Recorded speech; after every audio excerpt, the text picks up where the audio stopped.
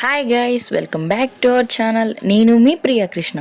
ఈరోజు మేము ఎక్కడికి వచ్చామో తెలుసా? ఆంధ్ర, అరుణాచలం. మనందరం అరుణాచలం అంటే తిరువనమలైలో ఉంది కదా అని అనుకుంటాం కదా. కానీ కొత్తగా ఇప్పుడే ఆంధ్రాలో అయితే అరుణాచలం అయితే కన్స్ట్రక్షన్ చేస్తున్నారు. అరుణాచలం అని ఎందుకు పెట్టారు అని అనుకుంటున్నారా?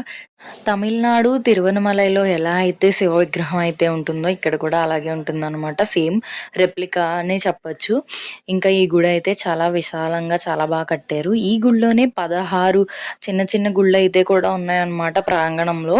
ఇక్కడ అమ్మవారు సమేతంగా అయితే ఈ అరుణాచలేశ్వరుడు అయితే ఉంటాడు. ఆ అమ్మవారి పేరు అపిత కుచాంబ సమేత అరుణాచలేశ్వరం అన్నమాట ఈ గుడి పేరు.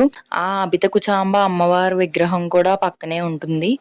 ఈ గుడి అయితే ఎంతో ప్రశాంతంగా విశాలంగా అయితే ఉంది.